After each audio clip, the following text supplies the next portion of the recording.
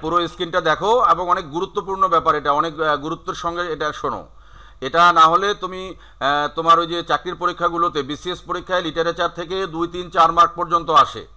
হ্যাঁ, তো এই history of literature as a student of English department or as a student of English literature আমাদেরকে ইংরেজি সাহিত্যের ইতিহাসটা জানতে হবে। ইংরেজি সাহিত্যের ইতিহাসটা আসলে অনেক লম্বা একটা ইতিহাস। ইংরেজি সাহিত্যের ইতিহাস মানে এটা হলো ইংল্যান্ড, তাই না? ইংল্যান্ডের, ব্রিটেনের ইতিহাস এখানে জড়িত। তো ইংরেজি সাহিত্যটা শুরু হয়েছে আসলে মূলত 450 খ্রিস্টাব্দ থেকে আমাদের হিসাবে আছে। আর 450 খ্রিস্টাব্দের আগে যে মনে করো 450 বছর, হ্যাঁ, এক থেকে শুরু করে, তো সেটা তাহলে নেই কেন? আসলে ওই সময়ে ইংরেজি সাহিত্য ছিল না বললেই চলে। কারণ তখন ইংল্যান্ড এটা তোমার ফ্রান্সের দখলে ছিল, কখনো কখনো ইতালিয়ানদের দখলে ছিল, কখনো জার্মানিদের দখলে ছিল। এই ইংরেজিটা তখন কিন্তু আর ওইভাবে হাইলাইট হয়নি, ইংরেজিতে সাহিত্য তখন রচনা হয়নি তার আগে। তো সেই কারণে কিন্তু আমাদের হিসাবটা ইংরেজি ধরা হয় 450 থেকে। তো আমরা এখানে উপরে আমি ইংরেজি সাহিত্যের ইতিহাস সম্পর্কে একটু মোটামুটি বাংলা দিয়ে অনেক কথা বলেছি, এটা তোমরা একটু পড়ে নিবা। আর মেইন পার্টে চলে যাচ্ছি। এই যে ইংরেজি সাহিত্যটা, এই ইংরেজি সাহিত্যটাকে টোটালি ভাগ করা হয়েছে 8টা যুগ বা 8টা পেরিয়ড। এই আমরা যেমন টেন্সকে পড়ি, যে টেন্স প্রধানত 3 প্রকার, প্রেজেন্ট একটা, পাস্ট একটা, ফিউচার একটা। তারপরে আমরা বলি সর্বমোট টেন্স হচ্ছে 12 প্রকার। তো আসলে এই ইংলিশ লিটারেচারের যে পার্ট আছে, এই পার্টটাতে গিয়ে কিন্তু আমাদের প্রধানত হচ্ছে 8টা এজ আছে প্রধানত। এই 8টা এজকে আমি এখানে একটা ছক আকারে একসঙ্গে দিয়েছি মনে রাখার সুবিধার্থে। এই যে প্রথমটা হচ্ছে ওল্ড ইংলিশ অথবা অ্যাংলো সেকশন। এটাকে ওল্ড ইংলিশ বলা হয়, ইংরেজির একেবারে প্রথম দিকের সাহিত্য। আর অ্যাংলো সেকশন বলা হয়, আরেকটা নাম আছে এটার। অ্যাংলো সেকশন বলা হয় কারণ হলো এই যে তোমার 450 থেকে 1066 এই সময়টাতে এই ইংল্যান্ডের মধ্যে তখন জার্মানির একটা উপজাতি দল, এই উপজাতি দলটা হচ্ছে নাম হলো অ্যাংলো। এই অ্যাংলো সেকশন, এই উপজাতিটার নাম হচ্ছে অ্যাংলো।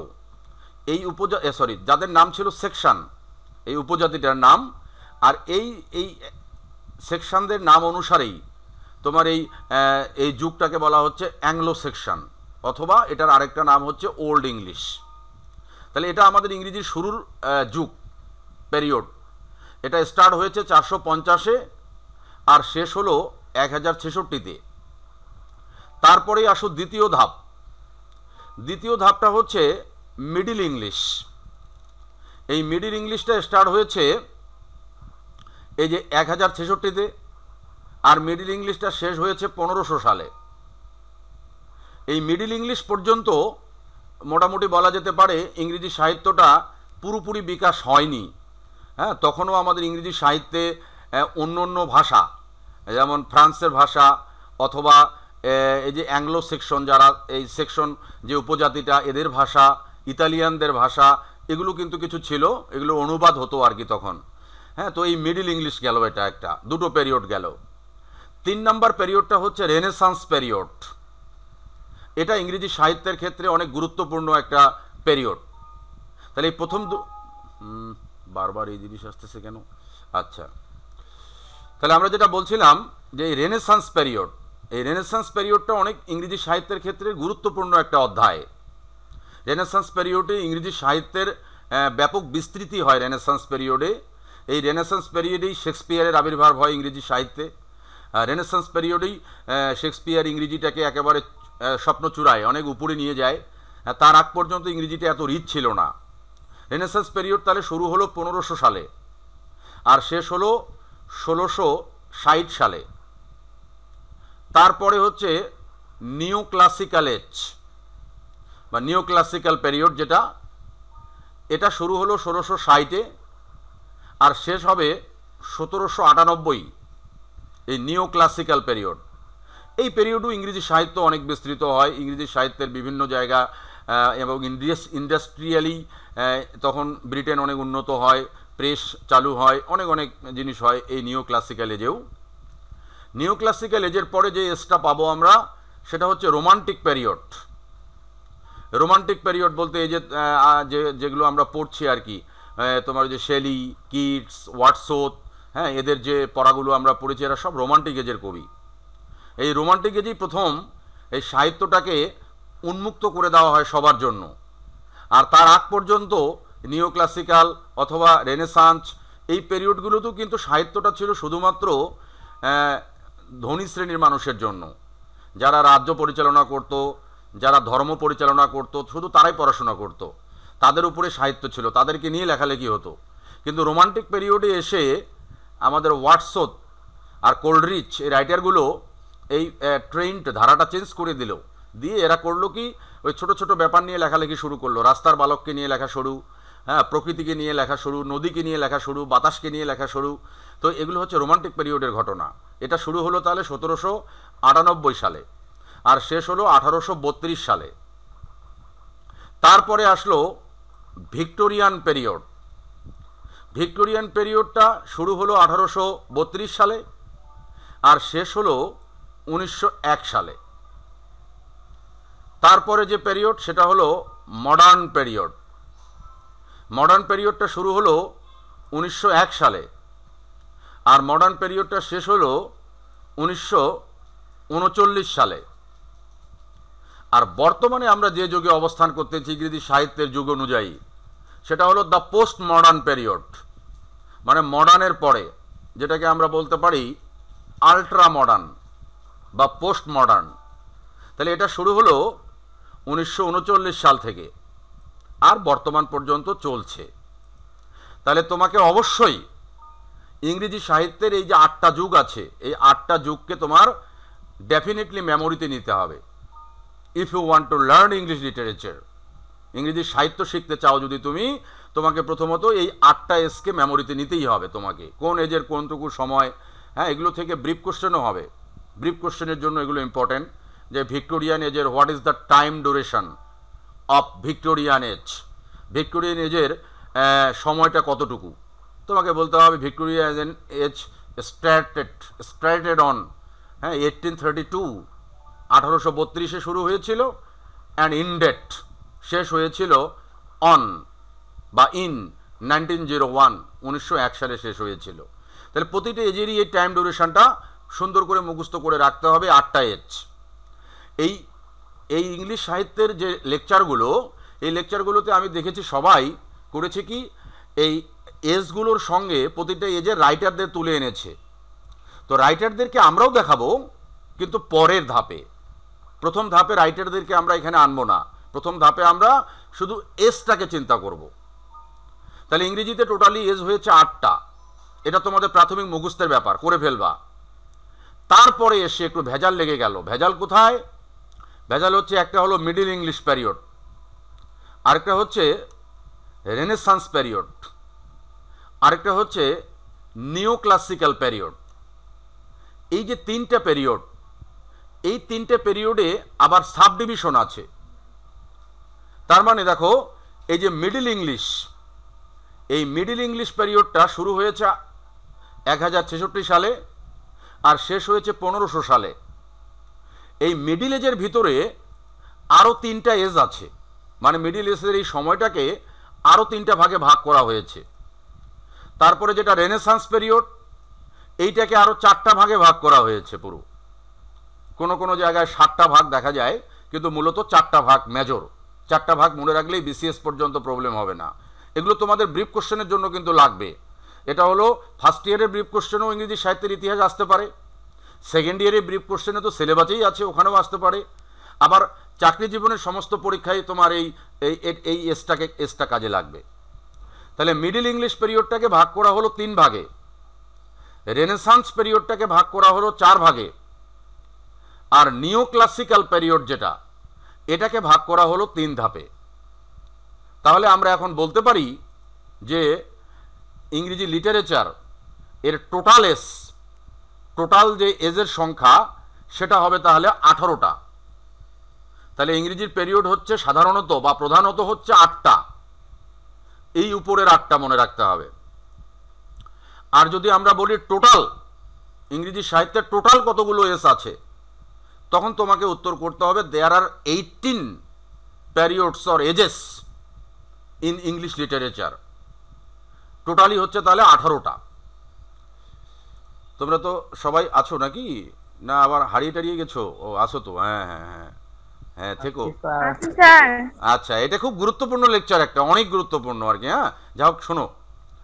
তাহলে এবারে আসলাম আমরা মিডিল ইংলিশ পিরিয়ড। এই মিডিল ইংলিশ পিরিয়ডটাকে তাহলে 3টে যুগে ভাগ করা হচ্ছে। একটা নাম হচ্ছে অ্যাংলো নরম্যান। এটা হলো 1066 থেকে 1350 পর্যন্ত।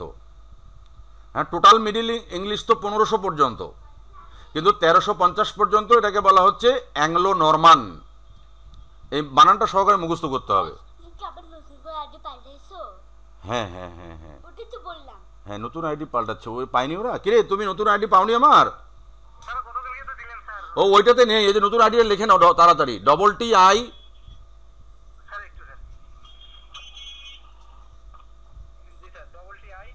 ড্যাশ HTGO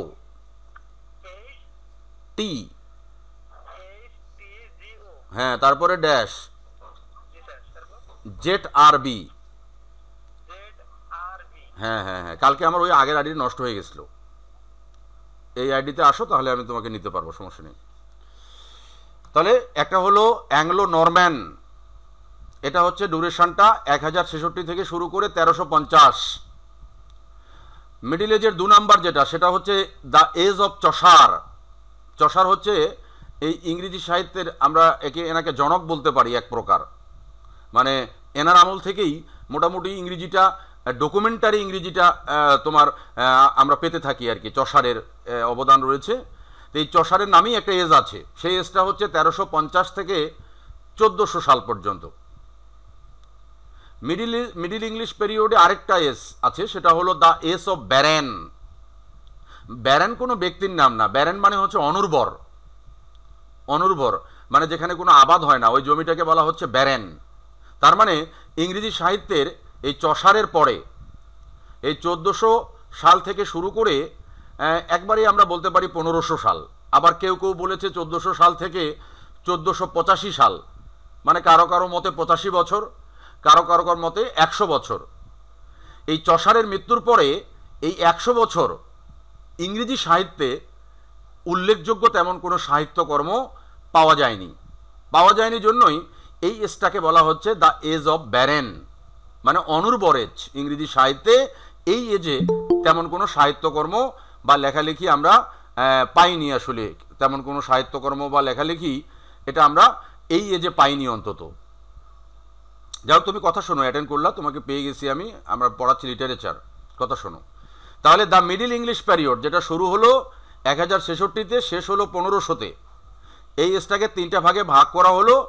একটা হচ্ছে অ্যাংলো নরমান, একটা হলো দ্য এজ অফ চসার, আরেকটা এজ হচ্ছে দ্য এজ অফ ব্যারেন, অনুর্বর এজ। এই কোন এজের সময় কতটুকু, এটা সব মুখস্থ করতে হবে তোমাকে, ব্রিফ কোশ্চেনের জন্য বা বিসিএস বা প্রিলিমিনারি পরীক্ষা বা যে কোনো পরীক্ষার জন্য। তাহলে মিডিল ইংলিশ পিরিয়ডের 3টে পিরিয়ড আমরা দেখে নিলাম, এগুলো সাব ডিভিশন। তারপরে আসো ইংরেজি সাহিত্যের সবচেয়ে দামি যুগ, রেনেসান্স। স্যার 2 নাম্বারটা কি বললেন? The age of Chaucer. Chaucer মানে বানানটা কি স্যার, বুঝতেছি না। এই যে CHAU হ্যাঁ, CER, the age of Chaucer. হ্যাঁ, চসার মানে একটা রাইটার, ইনি একজন বড় রাইটার ইংরেজির, আমরা বলতে পারি তাকে জনক এক কথাই। মানে প্রথম দিকের যে ইংরেজিটা শেক্সপিয়ারের আগে, এই চসারই ইংরেজিটাকে মোটামুটি একটা পর্যায়ে নিয়ে গেছিলেন। আর শেক্সপিয়ার একদম এটাকে তুঙ্গে তুলে দিয়েছিলেন।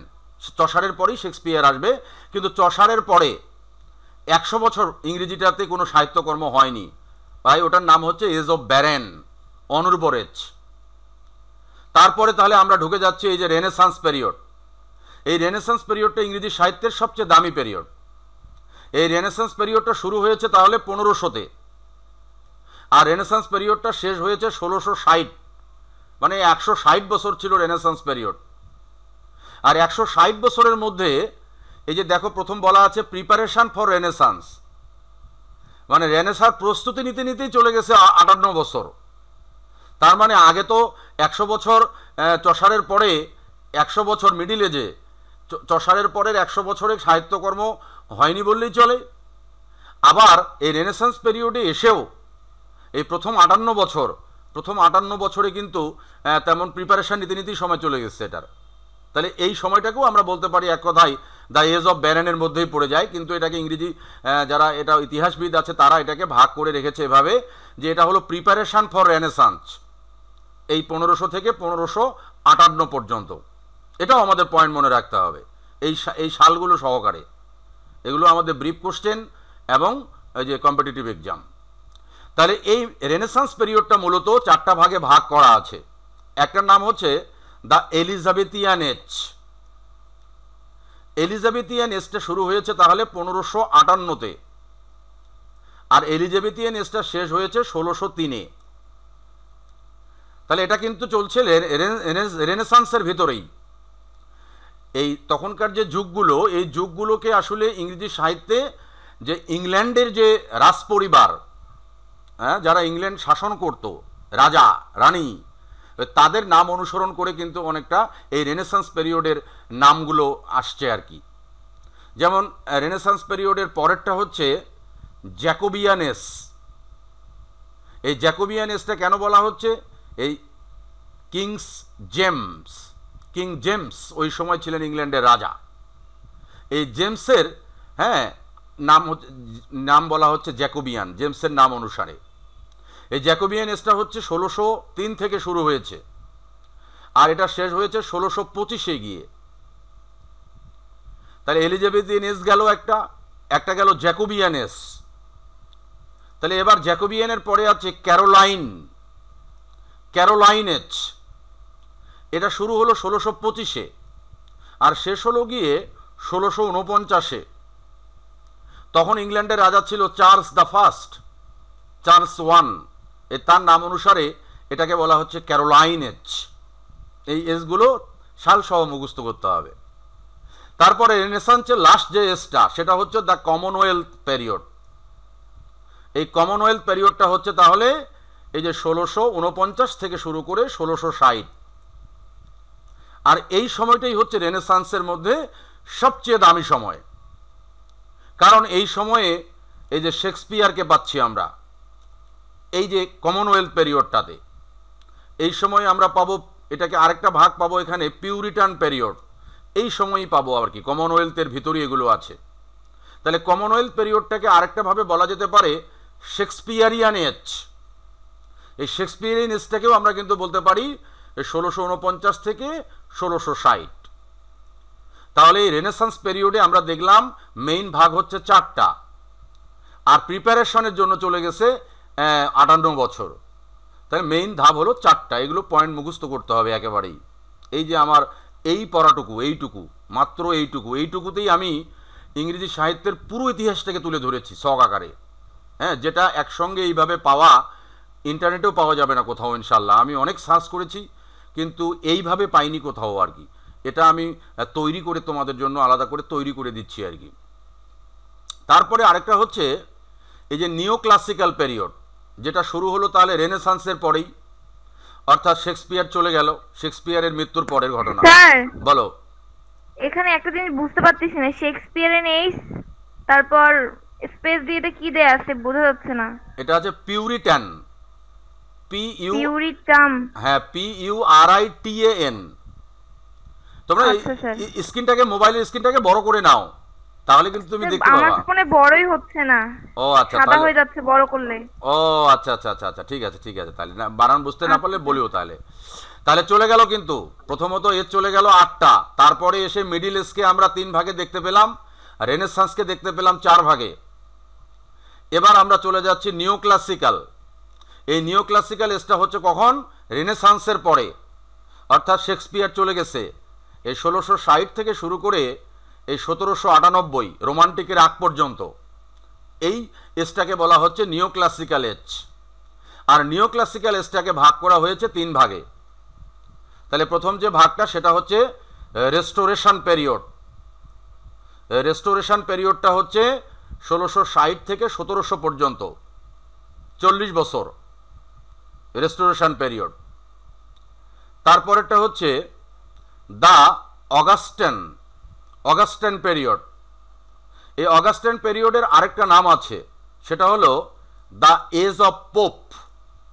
পোপ বলতে এখানে একটা রাইটার, উনি এটা লিখেছিলেন, তোমরা এখনো পড়নি, পড়বা পরবর্তীতে, the rape of the lock, মানে একজন হিরোইনের চুল কেটে ফেলে অনুষ্ঠানে, মাথার চুল কেটে দেয়, ওই জন্য রেপ অফ দ্য লক বলা হয়েছে আর কি। তো এটা লিখেছিলেন এই মক এপিক, এটার নাম এটা লিখেছেন পোপ। এই পোপের নাম অনুসারে এই এজটাকে বলা হতো, আরেকটা নাম আছে দ্য এজ অফ পোপ, অথবা এটার নাম আরেকটা দ্য অগাস্টান পিরিয়ড। এটা হলো 1700 থেকে শুরু করে 1745, তার মানে এটা চলছে 45 বছর। তারপরে গিয়ে দ্য এজ অফ সেন্সিবিলিটি, এটা কিন্তু নিও ক্লাসিক্যাল থেকেই হচ্ছে। এই দ্য এজ অফ সেন্সিবিলিটির আরেকটা নাম হচ্ছে দ্য এজ অফ জনসন। তখন এই যে ইংরেজির আরেকজন বিখ্যাত রাইটার এবং ক্রিটিক এই জনসন এই সময়টাতে এসেছিলেন, তাই এই দি এজ অফ সেন্সিবিলিটি অথবা এটাকে বলা হচ্ছে দ্য এজ অফ জনসন। এটা শুরু হয়েছে 1745 থেকে এই 1798 পর্যন্ত। হ্যাঁ, মানে এটাও 43 ইয়ার্স। তাই এই এজগুলোর মধ্যে মিল আছে, একটা 40 বছর ধরে, একটা 45 বছর, আরেকটা 43 বছর। তাহলে এই 3টে এজে আমাদের প্রবলেম, 3টে এজেই ভাগ আছে, সাবডিভিশন। আর অন্য যে এজগুলো আছে যেমন ওল্ড ইংলিশ বা অ্যাংলো সেকশন, এটাতে কোনো আর ভাগ নেই। তারপর রোমান্টিক পিরিয়ড, এখানেও আর কোনো ভাগটা করা হয়নি। ভিক্টোরিয়ান পিরিয়ড, এখানেও কোনো ভাগ নেই। তারপরে মডার্ন পিরিয়ড, ভাগ নেই। পোস্ট মডার্ন পিরিয়ড, এখানে টুকটাক কিছু ভাগ থাকলেও এটাকে ধরা হয় না, এখানেও ধরে নেব ভাগ নেই। তাহলে টোটাল এজ হচ্ছে 8টা, 8টার মধ্যে 5টাতে কোনো ভাগ নেই, ওটা সিঙ্গেল। আর 3টাতে এসে ভাগ হচ্ছে, মিডল ইংলিশ হলো 3টা, রেনেসান্স হলো 4টা, আর নিও ক্লাসিক্যাল হচ্ছে 3টা ধাপে বিভক্ত। এই হচ্ছে তোমার টোটাল ইংলিশ পিরিয়ডটা। এখনো কিন্তু আমরা রাইটারদের ভিতরে ঢুকিনি। তুমি যেখানেই পাবা সেখানে দেখবা যে প্রতিটা অ্যাংলো সেকশন আছে, তার রাইটার নিয়ে গল্প করা শুরু। হ্যাঁ, ওই জন্য মাথা ঘুরে যায় যে এজ কতগুলো তাহলে। হ্যাঁ, আমরাও যখন ইংরেজি পড়াশোনা করেছি ক্লাসে বারবার স্যারেরা এই এজ নিয়ে কথা বলতো, কিন্তু মেমোরিতে কখনো সেটই হয়নি যে এজের শুরুটা কোথায় ঠিক করে আর এজটার শেষ কোথায়। হ্যাঁ, আমরা এই 8টা পড়ি, 8টা পড়ার পরে দেখি যে এখানে তো অগাস্টিন নামে কোনো কথা বলা নাই উপরে 8টার মধ্যে। তাহলে অগাস্টিন পিরিয়ড এটা কোত্থেকে আসলো হুট করে? এরকম কিছু প্রশ্ন কিন্তু মাথার মধ্যে চলে আসতো আমাদের ওই পড়ার সময়টাতে। তো তখন আমরা পড়ে যেতাম ভেবাচেকার মধ্যে। আর তোমাদেরও এই প্রশ্নগুলো আসার কথা, আশা করি এই লেকচারটার পরে এই প্রশ্নগুলো আসবে না। তাহলে তোমরা এই পিরিয়ডটাকে পুরোপুরি বুঝতে পেরেছো রে? এখন আমরা একটু চলে যাব ধাপ বাই ধাপে। সময় ডিউরেশনটাকে বুঝতে পেরেছো? সময় ডিউরেশনটা কিরে আফসানা, অনামিকা বলো। জি স্যার, বুঝতে পাইছি। আচ্ছা, বুঝতে পেরে থাকলে তাহলে এবারে আমরা চলে যাব আমাদের মেইন পড়ায়। তাহলে এজটা চলে গেল, আমরা প্রথম ভাগ করলাম 8টা, আর সর্বমোট হয়ে গেল 18টা। মনে রাখবা এভাবে, এই যে আগের 8টা আর নতুন করে হলো 3, আর 4 7 আর 3 10, মানে টোটাল হলো তোমার 18টা এজের ভাগ, যেটা ধরবো আমরা আর কি। সর্বনাশ, হ্যাঁ আচ্ছা। তো তাহলে এবারে আমরা দেখা যাচ্ছে না স্যার? দেখা যাবে এখনই, দাঁড়াও। আমি এবার অন্য লেকচারে যাচ্ছি তো ওই জন্য দেখা যাচ্ছে না, দেখা যাবে এক্ষুনি, দাঁড়াও।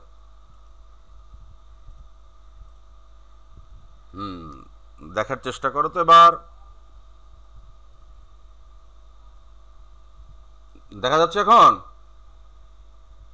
জি স্যার, দেখা যাচ্ছে। হ্যাঁ, এই যে আমরা এখন চলে এসেছি বিস্তারিত পড়ায় চলে এসেছি এখন।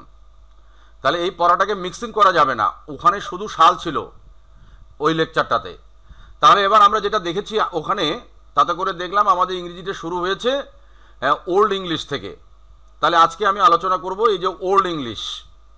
এই দ্য ওল্ড ইংলিশ পিরিয়ড, যেটাকে আমরা অ্যাংলো সেকশনও বলতেছি। এই ওল্ড ইংলিশ বা অ্যাংলো সেকশন, এখান থেকে মূলত আমাদের আজকের লেকচারটা এটার উপরই আলোচনা করব। তাহলে ওল্ড ইংলিশ যেটা আমরা আগে দেখলাম শুরু হয়েছিল এটা 450 সালে। বলো কিরে, তোমার কথা শুনতে পাচ্ছি না, কে যেন বলার চেষ্টা করছো কিন্তু কথাটা শোনা যাচ্ছে না। হ্যাঁ হ্যালো, এখন তো শুনতে পাবো মনে হয়। কেউ কিছু বলবা? তাহলে স্পিকার অন করে বলে ফেলো। আচ্ছা, তাহলে কি রে অনামিকা, কোনো সমস্যা নেই? স্যার এগুলো কিসের চিহ্ন? হ্যাঁ বলতেছি বলতেছি। তাহলে এই যে দেখো ওল্ড ইংলিশ যেটাকে বলা হচ্ছে অ্যাংলো সেকশন। অ্যাংলো সেকশন নামটা কেন বলেছিলাম, সেটা হলো এই যে জার্মানির সেকশন নামে একটা উপজাতি ছিল তখন ইংল্যান্ডে। ওই জার্মানির যে সেকশন উপজাতিটা আছে, এই উপজাতিটা কিন্তু তখন ইংল্যান্ডকে শাসন করত। হ্যাঁ, এবং তাদেরই প্রাধান্য ছিল ওই যুগে, ওই সময়টাতে। ওই জন্য তাদের নাম অনুসারে কিন্তু এই যুগটার নাম বলা হচ্ছে অ্যাংলো সেকশন। তাহলে ওই সময় কিন্তু তাদের যে লেখনীটা, এই অ্যাংলো সেকশন, এই সেকশন যে উপজাতিটা ছিল, তাদের লেখনীগুলো ছিল এইরকম। এই যে উপরে দেখতে পাচ্ছ চিহ্নগুলো, এই যে এগুলো চিহ্ন, এগুলো আগেরকার যে ফ্রান্স, ইতালিয়ান, হ্যাঁ জার্মানির এরা যারা ইংল্যান্ড শাসন করতো তখন ইংল্যান্ডরা শাসন করা শুরু করেনি পুরোপুরি। তারপরে তো একটা পর্যায়ে গিয়ে পৃথিবীর অর্ধেকটাই শাসন করতো ইংরেজরা। বাংলাদেশও শাসন করেছে ইংরেজ 200 বছর, ইন্ডিয়া শাসন করেছে ইংরেজ, আমেরিকা শাসন করেছে ইংরেজ, কিন্তু পরে সেটা। আর প্রথম দিকে কিন্তু ইংরেজকেই শাসন করেছে অন্যরা। তাহলে এই যে লেখাগুলো দেখতে পাচ্ছ, এগুলো হচ্ছে আগেরকার খোদাই করা লেখা, ইতালিয়ানদের আমলের। তারপরে এই যে অ্যাংলো সেকশন, তারপরে তোমার রোমান ক্যাথলিক, এই বিভিন্ন রকমের যারা শাসন করতো তোমার ওই ইংল্যান্ডকে, তাদের এই সব লেখাগুলো এইরকম ছিল, সাহিত্যকর্মগুলো। আর এই লেখাগুলো হ্যাঁ এগুলো হচ্ছে এই যে ছবি দেখেই পড়া, তখন তো আর এবিসিডি এগুলো ছিল না। তখন তো এরকম এগুলো চিহ্ন দিয়েই ওল্ড ইংলিশে এগুলোর মাধ্যমেই তোমার মানুষের মনের ভাব প্রকাশ করা হতো। হ্যাঁ, যেমন এই যে লেখাগুলো দেখতেছো, এগুলোই লেখা, এগুলো দিয়েই তখন আমাদের যেরকম ব্যাকরণে যেরকম ছিল। হ্যাঁ হ্যাঁ হ্যাঁ হ্যাঁ হ্যাঁ হ্যাঁ, ইংরেজিটা আমাদের আগে এরকম ছিল, তখন তো ইংরেজরা ছিল না ওখানে। যেমন এই যে ওল্ড ইংলিশের সবচেয়ে যেটা একটা বড় কবিতা পাওয়া যায়, সেটা হচ্ছে এই যে বিওলফ, নাম হচ্ছে বিওলফ, এটা মুখস্থ রাখতে হবে। এটা হচ্ছে এই অ্যাংলো সেকশন বা ওল্ড ইংলিশের এটা সবচেয়ে মূল্যবান এই টেক্সটটা পাওয়া যায়, বিওলফ। এটা একটা কবিতা। এই কবিতাটা যদি লাইন শোনো মাথা খারাপ হয়ে যাবে তোমার। এখানে লাইন হচ্ছে 3200, মানে 3185। হ্যাঁ, 3185 মানে 3200টা লাইন। তাহলে চিন্তা করো, আমাদের এই যে রোমান্টিক পিরিয়ডে এসে কোল্ড্রিচ লিখছে the rime of the ancient mariner. হ্যাঁ, অ্যানশিয়েন্ট মেরিনারের যে গল্পটা, এটা কিন্তু একটা কবিতা। এই কবিতাটাতে ছিল 750 লাইন। এই 750 লাইন দেখেই আমাদের মাথা খারাপ। কিন্তু এই যে বিওলফ, এটা হলো ওল্ড ইংলিশের অ্যাংলো সেকশনের একটা কবিতা। তো এটা লাইন সংখ্যা হচ্ছে 3200, তার মানে 3200 লাইন। চিন্তা করতে পারো, বিশাল বড় একটা সাহিত্যকর্ম। তো এই ওল্ড ইংলিশ কবিতা ছিল স্যার তখন। হ্যাঁ, এই যে কবিতাটা দেখো, আবার লেখাটা কিরকম ছিল তাও দেখাচ্ছি। এই যে লেখাটা এরকম, এই যে কবিতাটার লেখাটা ছিল আগের ভাষায়। হ্যাঁ হ্যাঁ হ্যাঁ হ্যাঁ, এই যে পুরো ইংরেজিটা তখন আর আগে এই নতুন আমরা যে ইংরেজি পড়ছি এখন মডিফাইড ইংরেজি, এটা ছিল না। এই যে ল্যাঙ্গুয়েজটা ছিল এইরকম তখন। এই যে ছবিটা দেখতে পাচ্ছ, এটা হলো বিওলফের। এই বিওলফ কবিতাটার লাইনগুলো এরকম লেখা ছিল তখন। এগুলোকে পরবর্তীতে ইংরেজিতে ট্রান্সলেট করা হয়েছে আধুনিক ইংরেজিতে, কিন্তু তখনকার সময় এরকম লেখা ছিল। তো এই স্যার কয়েকটা লাইন শুনাইলেন একটু। হ্যাঁ, কয়েকটা লাইন শুনাইতেন স্যার। এগুলো তো শোনার বুদ্ধি নাই, এগুলো তো তুমিও পড়তে পারবে না, আমরাও পারবো না। এগুলো এখন অনুবাদ হয়ে গেছে অলরেডি বর্তমানে। হ্যাঁ, কিন্তু তখনকার সময় এই টাইপের লেখা ছিল। হ্যাঁ, এই যে আমাদের বিওল্প এই কবিতাটা ওল্ড ইংলিশ পিরিয়ডে, এই কবিতাটা ঠিক এইভাবে লেখা হয়েছে। এরকম ল্যাঙ্গুয়েজটা এরকম ছিল আর কি। তো এটা ভিন্ন ভিন্ন দেখতেছি তো স্যার। হ্যাঁ, এটা ভিন্নই তো। তখন তো ইংরেজরা পুরোপুরি আর স্বাধীন ছিল না, ইংরেজি ভাষাটা ওরকম ভাবে ছিল না। তো তখন তো ওই যে অ্যাংলো সেকশন জার্মানিদের একটা উপজাতি, তখন ওরাই ছিল ইংল্যান্ডের হর্তাকর্তা। তখন ওদের যে ল্যাঙ্গুয়েজটা, ওদের যে লেখার স্টাইলটা, ওগুলোই আমরা ব্যবহার করা হতো ইংরেজি সাহিত্যেও। তাহলে এই বিওলফের যে কবিতাটা যেটা আমি তোমাদের বললাম, সেটাতে এই যে দেখো 3185টা লাইন আছে, 3185, চারটিখানি কথা। এটা তো মনে করো যে সেই সাহিত্যকর্মের ব্যাপার, যেখানে 3182টা লাইন, মানে 3200 ধরো আর কি, 3200 লাইনের মতো, বিশাল ব্যাপার। তো তখনকার সময়ে যে লেখাগুলো হতো সেগুলো মূলত এই যে দেব দেবী, রাজা বাদশাহ, এই যুদ্ধ বিগ্রহ, হ্যাঁ, এই ঘোড়া নদীনালা, এই মানে হাইলাইট করা হতো এই বিষয়গুলোকে। তখন লেখাগুলো মূলত ছিল যেটা, সেটা হলো অরেটোরিক্যাল লিটারেচার। অরেটোরিক্যাল লিটারেচার মানে হচ্ছে তোমার মানে লিখনি ছিল না, কিন্তু মুখে মুখে সাহিত্য ছিল। যেমন আমাদেরও এখনো বাংলাদেশে আছে না, ওই যে বিয়ে বাড়িতে গ্রামে দেখা যায় এগুলো গীত হয়, ওই গীতগুলো কিন্তু কোথাও লেখা নেই, ওটা গীতি কবিতা। ওগুলো মুখে মুখে শুনে শুনে মনে রেখেছে, দাদির কাছ থেকে শুনে হয়তো মা মনে রেখেছে, মায়ের কাছ থেকে শুনে হয়তো তার সন্তান মনে রেখেছে, এভাবে যুগ যুগ ধরে এটা চলে আসতেছে। তো এই ইংরেজি সাহিত্যের যে অতীত ইতিহাসটা, এটা মূলত এই গীতি কবিতার ইতিহাস। হ্যাঁ, এই তখন কিন্তু মূলত এই গীতি কবিতার ব্যাপারটা তখন বেশি ছিল আর কি। তার মানে এই অরেটোরিক্যাল লিটারেচার ছিল, মুখে মুখে। তখন এই লিখনির ব্যাপারটা কম ছিল, লিখনি দুই একটা পাওয়া যায় ওল্ড ইংলিশে। যেমন এই যে তখনকার ব্যাপারগুলো দেখো, এরকম যুদ্ধ বিগ্রহ, হ্যাঁ, সবসময় মানুষজন যুদ্ধ বিগ্রহ নিয়ে ব্যস্ত থাকতো, আর এদেরকে নিয়ে সাহিত্য রচনা হতো, কিন্তু সেগুলো মুখে মুখে। এই যে দেবদেবীর ব্যাপার স্যাপার, এরকম টাইপের সবগুলো। তারপরে ওখানে আরেকটা হতো কি, এই যে গীতি কবিতা, মানে এই খোদা বা গড, তাদের উদ্দেশ্যে প্রার্থনা করা, হ্যাঁ, এগুলো ছিল সাহিত্যকর্ম বলতে। এরকম এই যে এখানে দেখতে পাচ্ছ ছবিটাতে, হ্যাঁ, এরা সবাই মিলে খোদা বা গডকে স্মরণ করে, হ্যাঁ, কবিতা পড়ছে, খোদা বা গডকে স্মরণ করে এই মৌখিক অরাল লিটারেচার পড়ছে। এই জিনিসগুলো ছিল আমাদের অ্যাংলো সেকশন পিরিয়ডে। এই যে তখন নদীনালা, এগুলোতে মনে করে সব অলৌকিক ঘটনা দেখা যেত, মানে মানুষ এগুলোকে এই যে ভুতুরে মনে করতো, হ্যাঁ, যে ওখানে অন্য প্রাণীরা বসবাস করে, মানুষ নয়, বা এই টাইপের আর কি ভুতুরে ব্যাপার স্যাপার। তখনকার সময়ের সাহিত্যটা এরকমই ছিল। তবে সবচেয়ে গুরুত্বপূর্ণ পয়েন্ট এবার নাও, ওল্ড ইংলিশ পিরিয়ডে। ওল্ড ইংলিশ পিরিয়ডে আমাদের 4 জন মোটামুটি রাইটারের অস্তিত্ব ভালো করে পাওয়া যায়। তার মধ্যে একজন হচ্ছে এই যে সেনিওলফ, একজন হচ্ছে ক্যাডমন, এই নামগুলো আমাদের লাগবে। তারপরে আরেকজন হচ্ছে আলফ্রেড, আরেকজন হচ্ছে বেড,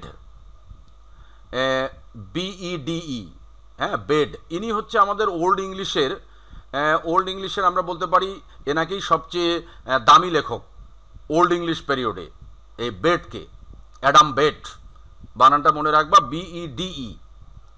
ইনি লিখছিলেন এই যে ইক্লিসিস্ট্রিয়াল হিস্ট্রি অফ ইংলিশ লিটারেচার। এর নামটা একটু কঠিন, হ্যাঁ, ইক্লিসিস্ট্রিয়াল হিস্ট্রি অফ ইংলিশ লিটারেচার, এইটা লিখেছিলেন আমাদের এই বেড, অ্যাডাম বেড। হ্যাঁ, এই যে সেনিওলফ, তারপরে ক্যাডমন, আলফ্রেড, হ্যাঁ, আলফ্রিক, বেড, এই যে আমি লাল যেগুলো করে দিয়েছি, এগুলো হচ্ছে ওই সময়কার রাইটারদের নাম, ওই ওল্ড ইংলিশ বা অ্যাংলো সেকশনের রাইটারদের নাম। তার মধ্যে বেড হলো অন্যতম, মনে রাখবা। তারপরে এই যুগটাতে, অ্যাংলো সেকশন পিরিয়ডটাতে যে লেখনীগুলো পাওয়া যায়, সেগুলোর মধ্যে যেগুলোর অস্তিত্ব আছে, সেগুলো এই যে এখানে আমি তুলে ধরেছি সুন্দর করে, এই পয়েন্টে আমার ধরা আছে এগুলো। সেগুলো হচ্ছে এই যে এগুলো কবিতাগুলোর নাম আর কি, হ্যাঁ, the wanderer, the sea Ferrier, হ্যাঁ, ওয়াইফস ল্যামেন্ট, হাজব্যান্ডস মেসেজ, হ্যাঁ, খ্রিস্ট অ্যান্ড শতান, দ্য খ্রিস্ট আর শয়তান, মানে এগুলো হচ্ছে আগের ওল্ড ইংলিশের লেখালেখি। এগুলো ওই সময়টাতে ওই যে বাইবেল অনুবাদ করে পড়া হতো, এরকম জিনিস শুরু হতো ওই সময়টাতে, এগুলো চলছে।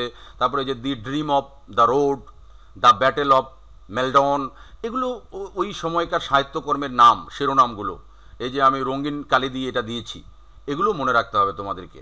তাহলে ওল্ড ইংলিশ পিরিয়ডটা, এই ওল্ড ইংলিশ পিরিয়ডটা মূলত অ্যাংলো সেকশন পিরিয়ড। তখন ইংরেজিটা ছিল জার্মানদের দখলে, জার্মানদের একটা প্রজাতি, সেকশন প্রজাতি, এরা মূলত তখন শাসন করত ব্রিটেনকে। আর তাদের আমলের যে লেখালেখিগুলো, সেগুলো সবগুলো ছিল খোদা, দেবদেবী, অরেটোরিক্যাল লিটারেচার, কবিতা ছিল বড়। ওই যে বললাম কবিতাটার মধ্যে তো বিওল্ফের কথা মনে রাখতে হবে তোমাকে, বিওল্ফ, যেটা লাইন সংখ্যা 3200, হ্যাঁ। আরেকটা হচ্ছে তোমার এদের রাইটারদের মধ্যে আছে ক্যাডমন, সেনিওলফ, আলফ্রেড, বেড, আর বেডের একটা লেখা মনে রাখবা, এই যে ইক্লিজিস্ট্রিয়াল হিস্ট্রি অফ, হ্যাঁ, ইংলিশ লিটারেচার এরকম। তো ইক্লিজিস্ট্রিয়াল হিস্ট্রি অফ ইংলিশ, এটাও তোমাকে মনে রাখতে হবে নামটা। এই দুটো নাম মনে রাখলেই হবে আর কি সাহিত্যকর্মের মধ্যে। একটা হচ্ছে তোমার বিওলফ কবিতা, আরেকটা হচ্ছে তোমার এই যে ইক্লিজিস্ট্রিয়াল হিস্ট্রি অফ ইংলিশ, স্যার এটা একটা। এখানে অ্যালফ্রিক নামে আরেকটা দেয়া আছে, এটা কি? কোথায়? অ্যান্ট্রিক, লাল স্যার লাল। এটা বেডের পর। হ্যাঁ জি হ্যাঁ, স্যার, শেষের লালটা। ওটা বেডের পরে, ওটা এই যে ওটা আলফ্রিক, অ্যালফ্রিক, এটাও কি ইয়ের নাম আর কি, এটাও একটা রাইটার। এই যে এটাও রাইটার? হ্যাঁ, এটাও এটা রাইটার। এই অ্যানাদার ইম্পর্টেন্ট লেখো না, লেখা আছে এই যে Aelfric is another important prose writer during Old English period. এই ওল্ড ইংলিশ পিরিয়ডে তাহলে তো স্যার পাঁচজন লেখক হলো। হ্যাঁ, 5টা লেখক হলো। ওই মোটামুটি কয়েকটা যে ইম্পর্টেন্ট লেখকগুলোকে আমি তুলে ধরেছি, ওই লেখক 5টা মনে রাখবা ওল্ড ইংলিশ পিরিয়ডের। আর ওল্ড ইংলিশ পিরিয়ডের লেখনির মধ্যে মনে রাখবা 2টা, একটা হচ্ছে ওই যে বিওলফ কবিতাটা, আরেকটা এই যে ইক্লিজিস্ট্রিয়াল হিস্ট্রি অফ ইংলিশ। এই দুটো পয়েন্ট মনে রাখবা আর কি, তাহলে মোটামুটি তোমার এই ওল্ড ইংলিশটা তুমি জানতে স্যার পারবা। এটার উচ্চারণটা আরেকবার বলেন তো। কোনটার? এই যে ইংলিশ হ্যাঁ, যেন বললেন হিস্ট্রিটা। ইক্লিজিস্ট্রিয়াল হিস্ট্রি অফ ইংলিশ, এটা আমি তোমাদের সুবিধার্থে কি করেছি জানো, এই যে এটার বাংলা আমি করে রেখেছি এবার। এই যে বাংলাটা এখানে দিয়েছি, এই যে তোমার এই বাংলাটাতে এখানে সবগুলো পয়েন্ট আমি সুন্দর করে তুলে ধরেছি, যাতে তোমরা এটা একা একাই পড়ে বুঝতে পারো। এই যে বিওল্ক যেমন কবিতাটার নাম দিয়েছি, হ্যাঁ, তারপরে তোমার অন্য অন্য যেগুলো দিয়েছি সবগুলোর নাম এখানে বাংলা দিয়েও দেওয়া আছে। তোমাদের পড়ার সুবিধার্থে তোমরা এই বাংলাটাকে একটু হেল্প নিবা, তাহলে তোমার আর সমস্যা হবে না। এটা অনেক লম্বা তো পড়াটা, ওই জন্য আমি বেঙ্গলি সহকারে এখানে উল্লেখ করে দিয়েছি আর কি।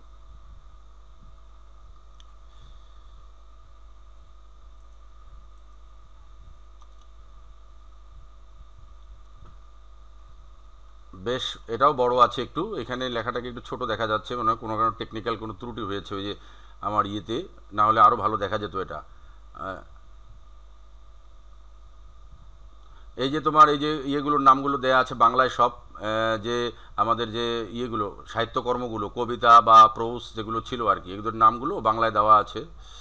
আমার মনে হয় একটু ওই যে ঝামেলা হচ্ছে আর কি, তোমার ওই ওয়ার্ডের ফাইলটাতেই একটু ঝামেলা হচ্ছিল, ওটা ঠিক করে নিতে হবে, দাঁড়াও।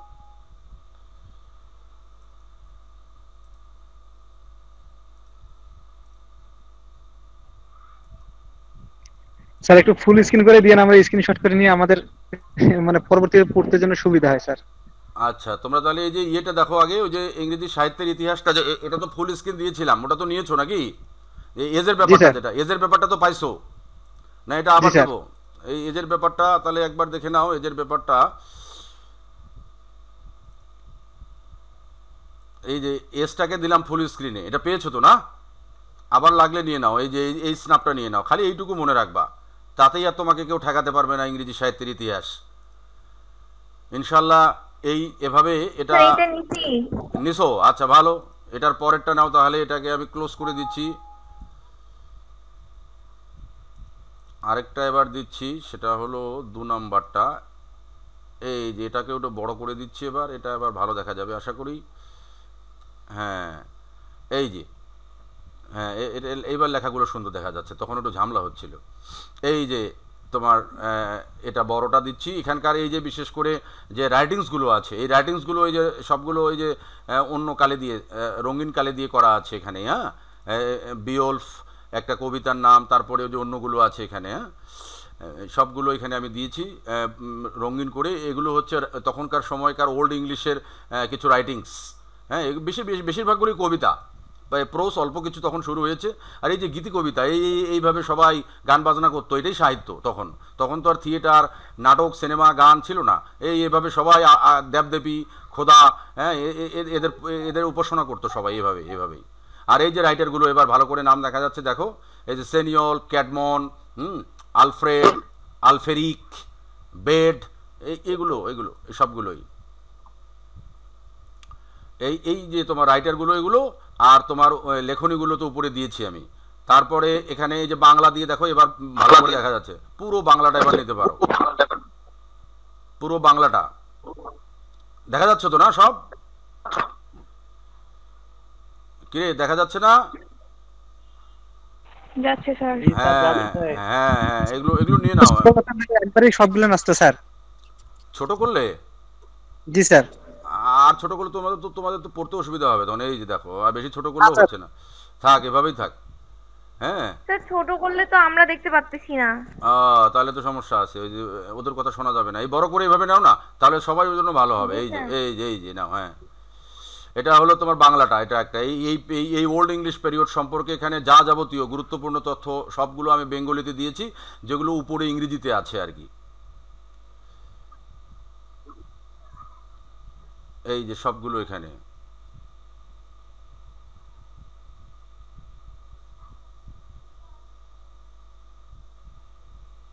এই যে সবগুলো একেবারেই সব দেয়া আছে, সুন্দরভাবে একদম দিয়েছি। এই এই এটা পড়লে তোমার ইংরেজি সাহিত্যের যেটা ওল্ড ইংলিশ, এটা একেবারে সাইজ হয়ে গেল আজকে। আগামী ক্লাসে কিন্তু আমি ওল্ড ইংলিশ থেকে তোমাদের প্রশ্ন করব অনেক। আর ইংরেজি সাহিত্যের ইতিহাস প্রথম ভাগ করা হলো 8 ধাপে, আর তারপরে ভাগ করা হলো টোটালি 18 ধাপে। এই যে 18টা এজ আছে, এইটা আমি আগামী ক্লাসে তোমাদের জিজ্ঞেস করব। আর এই যে ওল্ড ইংলিশ পিরিয়ড যেটা অ্যাংলো সেকশন, এই অ্যাংলো সেকশনেরও আমি রাইটার কয়জন ছিল, মোটামুটি 5 জন রাইটারের কথা উল্লেখ দেখিয়েছি আমার এখানে। এই যে লাল কলম লাল কালি, আর লেখনীগুলো কী কী ছিল এগুলো দেখিয়েছি কয়েকটা। তার মধ্যে উল্লেখযোগ্য বললাম 2টা, এটা এই বিওলফ, আর একটা হচ্ছে এক্লিজিস্টিয়াল হিস্টোরি অফ ইংলিশ। হ্যাঁ, এই দুটো মনে রাখবা, আমি আগামী ক্লাসে জিজ্ঞেস করবো এগুলো সব তোমাদের। তো স্যার উপরের প্যারাটা দেখি ইংলিশে। এটা এটা এটা না আরো উপরে? না স্যার ইংলিশে যেটা আরেকটু উপরে, এখানে একবার সবার উপরেরটা। হ্যাঁ হ্যাঁ এইটা, আচ্ছা তার নাও। নিচে এইটা স্যার নিচে, তার নিচেরটা। এই যে হ্যাঁ এটা, এটা। ও আচ্ছা নাও। এটা তো ওই যে তোমার সেকশন, অ্যাংলো সেকশন। স্যার এই ভাষাটা না, ইংলিশ যেটা লেখা আছে সেইটা নিব।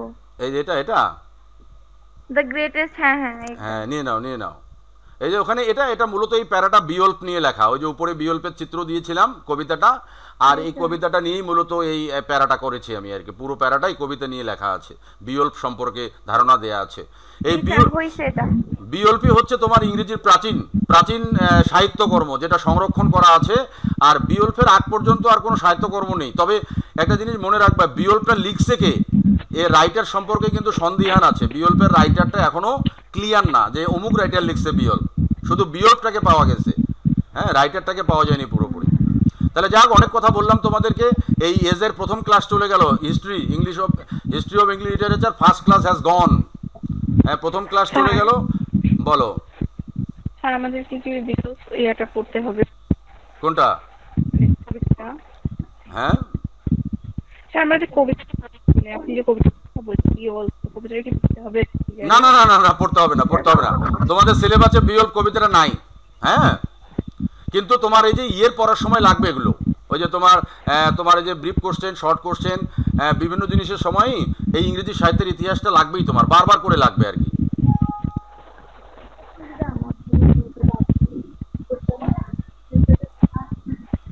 তো তোমাদের স্পিকারগুলো অফ করে দাও তো দুজনেরই, কার জানি সমস্যা হচ্ছে, স্পিকারে খুব শব্দ দেখা যাচ্ছে, এটা সাউন্ড হচ্ছে আর কি। তো এই হলো তোমাদের আজকের সাহিত্যকর্মের প্রথম লেকচার, মানে ইংরেজি সাহিত্যের ইতিহাসের। দুটো জিনিস দিলাম আমি এখানে, একটা যুগ সম্পর্কে আলোচনা করলাম, আর একটা হচ্ছে অ্যাংলো সেকশন পিরিয়ড, প্রথম যে যুগটা বা ওল্ড ইংলিশ পিরিয়ড, এটা আলোচনা করলাম। আগামী ক্লাসে আশা করি আমরা মিডল ইংলিশ, তারপরে রেনেসান্স, হ্যাঁ, মোটামুটি এই দুটো ধাপ অন্তত শেষ করার চেষ্টা করব। নিও ক্লাসিক্যালে হয়তো যেতে পারবো না। 4টা ক্লাস তোমাদের নেব আমি এই ইংরেজি সাহিত্যের ইতিহাসের উপরে, 4টা ক্লাস টোটাল নেব ইনশাল্লাহ। তোমরা খুব ভালোভাবে প্রিপারেশান রাখবা, ওই 4টা ক্লাসই আমি করব। তবে এই যেটা করলাম এটার উপরে ভালো প্রিপারেশান রাখবা আগামী দিন। তো ঠিক আছে, আজকে এই পর্যন্ত শেষ। কোনো কথা আছে বলো? স্যার এগুলো কি বইয়ে আছে? হ্যাঁ, এগুলো এইভাবে বইয়ে নাই, যেভাবে আমি দিচ্ছি। এটা অনেক কষ্ট করে সংগ্রহ করা, অনেক লেবার দিয়ে করা আমার নোট। এই নোটটাই তোমাদেরকে দিচ্ছি। হ্যাঁ, আমার এরকম নোট করা আছে 8টা যুগে আলাদা আলাদা করে, বুঝছো, ছবি সহকারে। বলো, জি স্যার। তো এগুলো তোমাদেরকে দিয়ে দিব, সব সমস্যা নেই। স্যার আমি একটা মেসেজ দিছি, আপনি জাস্ট ওখানে একটু